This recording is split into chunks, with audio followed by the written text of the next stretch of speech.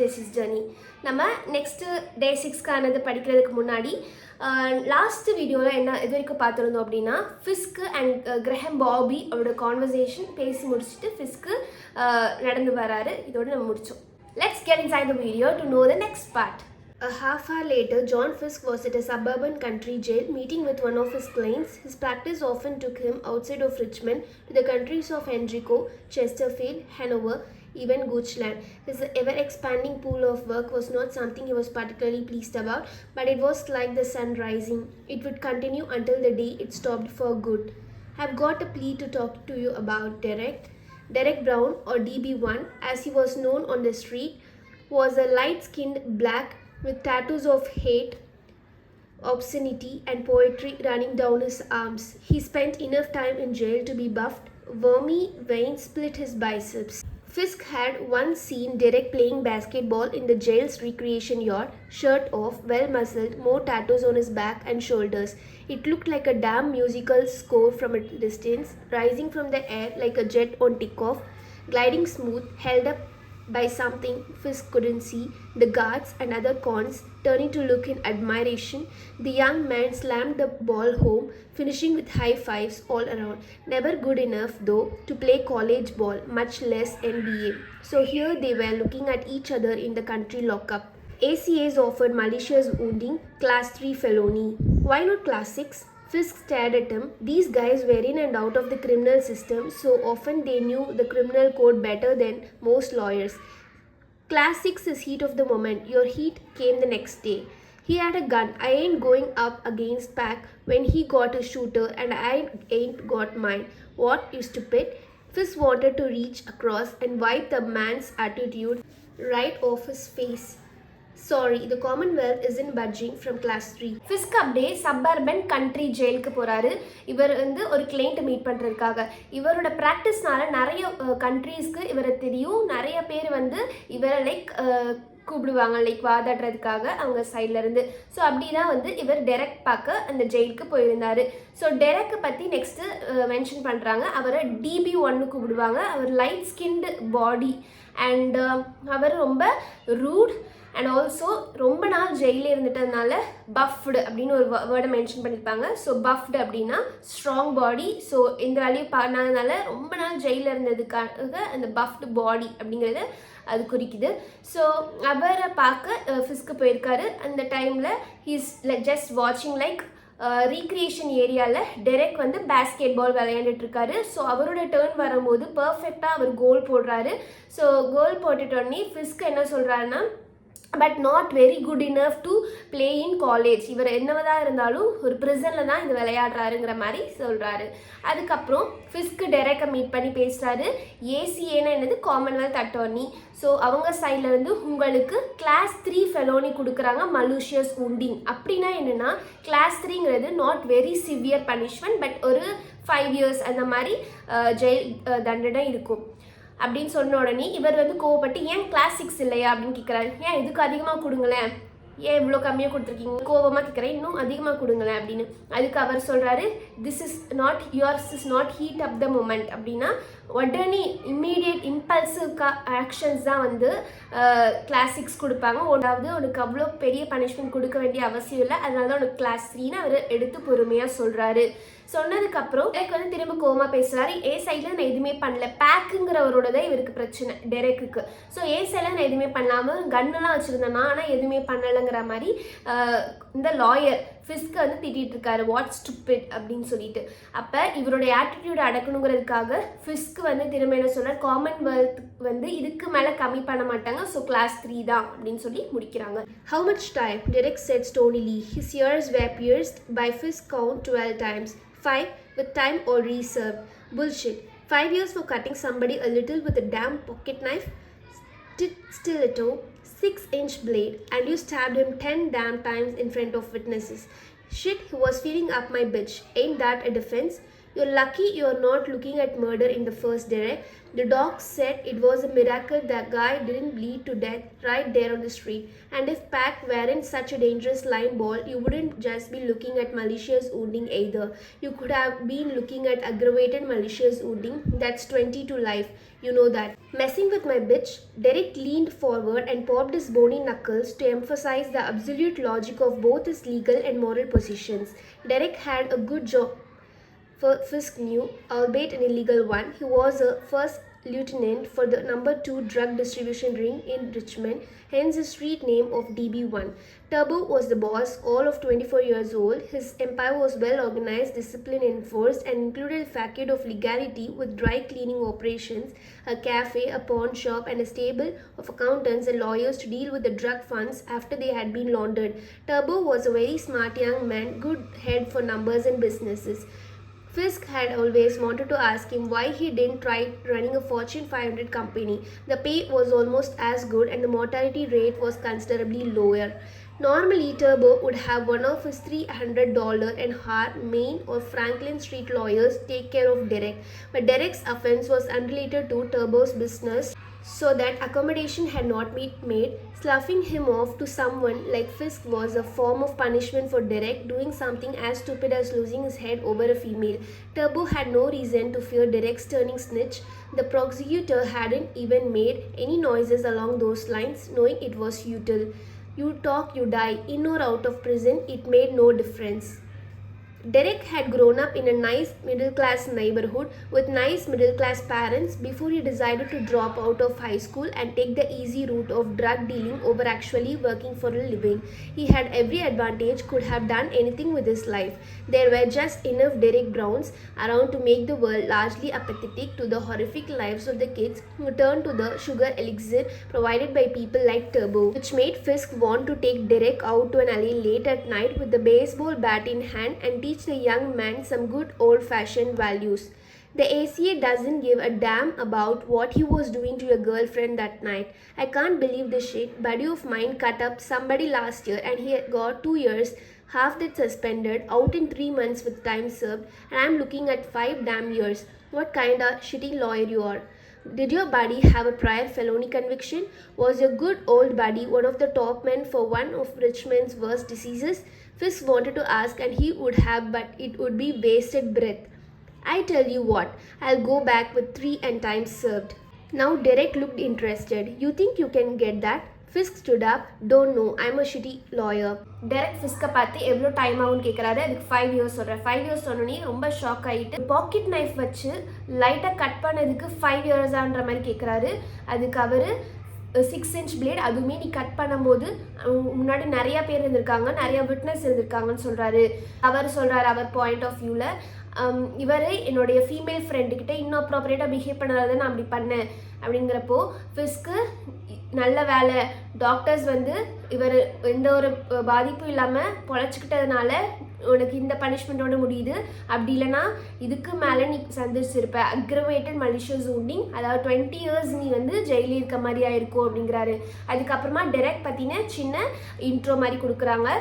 Like Derek வந்து ஒரு நல்ல பொசிஷனில் இருக்காரு, அதாவது லியூட்டனன்ட், அதுவும் இல்லீகல் பிஸ்னஸ் தான், அது செகண்ட் ட்ரக் டிஸ்ட்ரிபியூஷன் ரிங்கோட லியூட்டனண்ட்டாக இருக்கார். லியூட்டனண்ட் அப்படின்னு என்னென்னா below the captain. So is in a good ranking position, high ranker, ஆனால் பிலோ தி கேப்டன் அப்படிங்கிறத லியூட்டனண்ட். இவர் வந்து டர்போ அப்படிங்கிறவர் தான் இவங்களோட பாஸ். டர்போ 24 years old, அவர் தான் ட்ரக் ரிங் டிஸ்ட்ரிபியூஷனோட பாஸ். ஸோ இவர் வந்து இந்த வயசுலேயே பான் ஷாப் வச்சுருக்காரு, கேஃபே வச்சுருக்காரு, இந்த மாதிரி நிறைய பிஸ்னஸ் சைடில் ரன் பண்ணுறாரு, ஆனால் இல்லீகலாக. இதை பார்த்து ஃபிஸ்க்கு ஒரு நாள் அவர்கிட்ட 500 ஃபார்ச்சூன் கம்பெனி நீங்கள் ரன் பண்ணலாமே, அப்படி பண்ணிங்கன்னா அதுக்கு நல்ல ஒரு பேவும் நீங்கள் பார்க்கலாம், அது இல்லாமல் மார்ட்டாலிட்டி ரேட், அதாவது டெத் ரேட்டும் கம்மியாக இருக்குமேன்னு சொல்கிறாரு. ஸோ டர்போ வந்து அவர் நினச்சிருந்தா இந்த கேஸில் ஃபிஸ்கை எடுக்காமல் வேறு பெரிய பெரிய லாயர்ஸ் எடுத்திருக்க முடியும். ஆனால் இது வந்து இவரோட பிஸ்னஸ் சம்மந்தப்படாததுனால டெரெக்கை இவர் இக்னோர் பண்ணிட்டார். அதான் ஸ்லஃபிங் ஆஃப் அப்படின்னா ignoring him by choosing this lawyer Fisk. So இவர் வந்து ரொம்ப ஸ்ட்ரிக்டாக நேர்மையாக கரெக்டான வழியில் கொண்டு போவார். ஸோ சீக்கிரமாக டெரெக்கால் வெளியில் வர முடியாது. ஸோ இவரோட பிஸ்னஸ் இல்லாததுனால இப்படி ஒரு பனிஷ்மெண்ட்டை டெரெக்குக்கு கொடுக்குறாரு டர்போ. டெரெக் பார்த்தீங்கன்னா இன்னொரு இன்ஃபர்மேஷன் கொடுக்குறாங்க. இவர் ஒரு நல்ல ஃபேமிலியில் நல்ல பேரண்ட்ஸ்க்கு பிறந்தார்.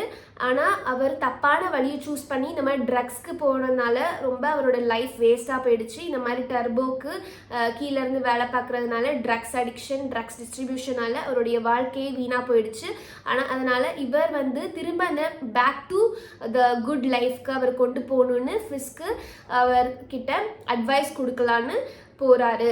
ஸோ அப்போ என்ன பேசுகிறாங்கன்னா, A C A doesn't care about what he did to your girl friend அப்படின்னு சொல்கிறாங்க. டெரெக் என்ன சொல்கிறாருன்னா, என்னோட ஃப்ரெண்டு ஒருத்தனை கொலை பண்ணதுக்கே 2 வருஷம் தான் இருந்தாங்க உள்ள, அதுவும் ½ இயர் சஸ்பெண்ட் ஆயிடுச்சு. ஆனால் இதுக்கு 5 இயர்ஸா யூ ஷிட்டி லாயர் அப்படின்னு கோவப்படுறாரு ஃபிஸ்கை பார்த்து.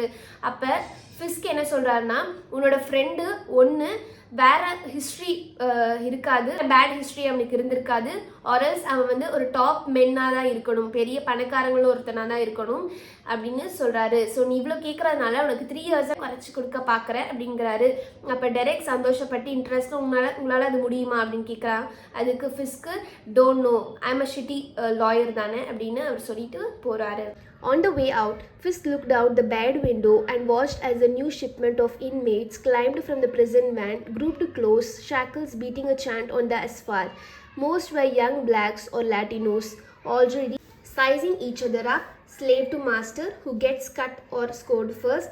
The few whites looked as though they might drop and die from sheer panic before they even got to their cells. Some of these young men were probably the sons of men patrolman John Fisk had arrested 10 years ago. They would have been just kids then, maybe dreaming of something other than the public dole, no daddy at home, mother struggling through a horror of a life with no end in sight. Then again, maybe not. Reality had a way of punishing one's subconscious. Dreams weren't a reprieve, merely a continuation of the real life nightmare. As a cop, the dialogue he had with many arrestees tended to repeat itself. Kill you man, kill you whole damn family. Some would scream at him, drug-faced, as he put the cuffs on. Huh, you had the right to remain silent. Think about using. Come on man, ain't my fault. My body done it, screwed me. Where would that body be? And the blood on your hands, the gun in your pants, the coke still in your nostrils. Body do all that? Somebody? Then they might eye the dead body and lose it, blubbering. Holy shit, sweet Jesus, my mama. Where's my mama? You call her. Do that for me. Oh shit. Do that, will you? Mama, oh shit. You have the right to an attorney, he would calmly tell them. And that now was John Fisk. After a couple more court appearances downtown, Fisk left the glass and brick John Marshall Court's building, named after the third Chief Justice of the United States Supreme Court. Marshall's ancestral home was still right next door, now a museum dedicated to preserving the memory of the great Virginian and American. The man would have turned over in his grave if he had known of the wild acts being debated and defended in the building that bore his name. அவர் பேசி முடிச்சுட்டு கீழே இறங்கி வரும்போது Windows வழியாக பார்க்குறாங்க. ஒரு சில group of men prison van விட்டு இறங்குறாங்க. அவங்க பேர் இன்மேட்ஸ்ன்னு சொல்லியிருப்பாங்க. Inmates is nothing but prisoners. ஒரு சில பேர் ரொம்ப பயத்தோடு வராங்க. அண்ட் இவங்க எல்லாமே ப்ராபப்ளி 10 இயர்ஸ்க்கு முன்னாடி ஃபிஸ்க் அரெஸ்ட் பண்ணவங்களோட பசங்களாக தான் இருக்கும் அப்படின்னு சொல்லப்படுது. அவங்க திரும்ப அவங்க சன்ஸ் இங்கே வந்து அரெஸ்ட் ஆகுறாங்க. அண்ட் அந்த டைம் வென் ஃபிஸ்க் வாஸ் காப், ஒரு போலீஸ் மேனாக ஃபிஸ்க் இருந்தார். அதில் இருந்தால் இப்போ லாயராக மாறி இருக்காரு. ஸோ ஒரு போலீஸ் மேனாக அவர் இருக்கும்போது நிறைய அழுக்குறல், லைக் ஒன்று கொன்றுவேன் அப்படின்னு சில பேர் மிரட்டுறதும், ஒரு சில பேர் எங்கள் அம்மா கிட்ட எனக்கு கால் பண்ணி கொடுங்க ஃபோன் பேசணும்னு சொல்கிறதும் நிறையா வந்து அவர் பார்த்துருக்காரு. அப்புறமா என்ன சொல்கிறாங்கன்னா, அவர் கீழே இந்த ஜான் மார்ஷல்ஸ் கோர்ட் பில்டிங் கீழே இறங்கி வரும்போது அப்படின்னு சொல்கிறாங்க. இந்த ஜான் மார்ஷல் அப்படின்றது 3rd Chief Justice. ஸோ அவரோட பேருக்கு பின்னாடி தான் அந்த கோர்ட்டோட பேர் இப்படி மாறுச்சு. ஏன்னா அவர் வந்து very great Virginian and American. So நல்ல ஒரு லா படித்து நல்ல ஒரு பிளேஸில் இருந்துட்டு அவர் ரெக்கார்ட் பண்ணிட்டு போனதுனால அவரோட பேர் அந்த பில்டிங்க்கு வந்திருக்கு. ஸோ அவர் கீழே இறங்கி போகிறாரு. Fisk headed down 9th Street towards the James River. Hot and humid the last few days, the weather patterns had angled cooler with the coming rain, and he pulled his trench coat tighter around him. As rain started, he began to jog along the pavement, his shoes cleaving through puddles of filthy water collected in dips of asphalt and concrete. By the time he reached his office in shocky slip, his hair and coat were soaked, the water running in miniature rivulets down his back, eschewing the elevator. He took the steps two at a time and unlocked the door to his office. It was located in a cavernous building that had once been a tobacco warehouse, its oak and pine guts having been given the new ribs of multiple office drywall. The reek of the tobacco leaves forever lingered, however, and this wasn't the only place it could be found. Cruising on Interstate 95 south past the Philip Morris cigarette manufacturing facility Bobby Graham had referred to, one could almost get a nicotine high without even lighting up. Fisk had often been tempted to fling a lighted match out the window as he drove by to see if the air would simply explode. Fisk's office was one room with a small attached bathroom, which was important since he slept here more often than he did at his apartment. He hung up his coat to dry and wiped his face and head down with a towel he grabbed off the rack in the bath. He put on a pot of coffee and watched it brew while he thought about Jerome Hicks. If Fisk did a super job, Jerome Hicks would spend the rest of his life behind bars instead of receiving the prick of lethal injection at the Virginia death house. Killing a 19-year-old black kid would not win Graham the Attorney General's job he coveted.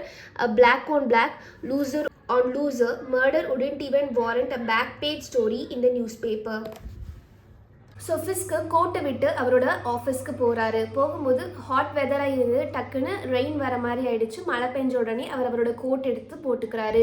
போட்டுட்டு அந்த filthy water அஸ்ஃபால்ட் அப்படின்னு mention பண்ணியிருப்பாங்க. அஸ்ஃபால்ட் and concrete. அஸ்ஃபால்ட் அப்படின்னா அந்த sticky part when laying road போடும்போது sticky parts இருக்கும்ல, அது அஸ்ஃபால்ட். அங்கே தேங்கி இந்த வாட்டர் மேலே நடந்து அவர் போகிறாரு. அவரோட கோட் எல்லாமே ஃபுல்லாக நனைஞ்சிருச்சு. ஒன்ஸ் அவரோட பில்டிங் அவரோட ரீச் பண்ணிட்ட உடனே அந்த கோட் ஃபுல்லாக வெட்டாக இருக்குது, அதுலேருந்து ட்ராப்ஸ் வடியுது, அதெல்லாம் எக்ஸ்பிளைன் பண்ணுறாங்க. அண்டு அதுக்கப்புறம் அவர் மேலே ஸ்டேர்ஸ் ஏறி அவரோட ரூமுக்கு பர்டிகுலராக போகும்போது அந்த ரூமை பற்றி மென்ஷன் பண்ணுறாங்க. That was once a tobacco வேர் ஹவுஸாக இருந்துச்சு, which Graham Bobby was talking about. முன்னாடி வீடியோவில் பார்த்துட்டிங்கன்னா கிரஹம் பாபி பேசியிருப்பார் tobacco house. And also importantly அங்கே ரெஸ்ட் ரூம் இருக்குது. ஏன்னா most of the time Fisk அவரோட அப்பார்ட்மெண்ட் போக மாட்டார், அங்கேயே நிறைய டேஸ் நைட்ஸ் தூங்கியிருக்காரு. அண்ட் வெட் பண்ணிவிட்டு காஃபி போட்டுட்டு அவரோட டெஸ்கில் உட்காந்து ஜெரோம் ஹிக்ஸை பற்றி திரும்ப யோசிக்கிறாரு. ஜெரோம் ஹிக்ஸ் யார் அப்படின்னா ப்ரீவியஸ் வீடியோ நான் ஆல்ரெடி மென்ஷன் பண்ணியிருப்பேன். அது ஒரு கேஸ், அவனை கொல்லணும்னு ஒரு ஆப்பனண்ட் லாயர்ஸ் பார்க்குறாங்க. பட் அவரை காப்பாற்றணும்னு பார்க்குறாங்க. அந்த பையன் தான் ஜெரோம் ஹிக்ஸ். அவனை பற்றி திரும்ப யோசிக்கிறான். இஃப் சப்போஸ் ஃபிஸ்க்கு நல்ல சூப்பர் ஜாப் பண்ணால் அந்த பையன் தப்பிச்சு அந்த ஜெயிலே இருப்பான். அப்படி இல்லைன்னா அவன் கண்டிப்பாக டெத் பெனால்ட்டி தான் அவனுக்கு கிடைக்கும். So he have to do something to save the 18 years old boy. So and also Graham நினச்ச மாதிரி இந்த ஒரு 18 வயசு பையன் சாகிறதுனால கவர்டட்னு ஒன்று சொல்லியிருப்பாங்க, அப்படின்னா டிசையர். ஸோ கிரஹம் ஆசைப்பட்ட மாதிரி இந்த பையன் சாகிறதுனால அவருக்கு நினைச்ச ஜாப் அவனுக்கு கிடைக்காது. அதுவும் இல்லாமல் அவர் ஆசைப்பட்ட மாதிரி பின்னாடி நியூஸ் பேப்பரில் அவரோட ஸ்டோரி அண்ட் டீட்டெயில்ஸும் வரப்போகிறது இல்லை. ஸோ இந்த பையனை நம்ம காப்பாற்றுறது தான் பெருசு அப்படின்னு ஜெரோம் ஹிக்ஸை பற்றி ஃபிஸ்க்கு யோசிச்சுட்டு இருக்காரு. இதோட இந்த வீடியோ ஸ்டாப் ஆகுது. அவ்வளோதான் ஃப்ரெண்ட்ஸ். நாளைக்கு அடுத்து என்ன நடக்குதுங்கிறத நம்ம நெக்ஸ்ட் வீடியோவில் பார்க்கலாம். Day 7. Until that, Tata, bye bye from me.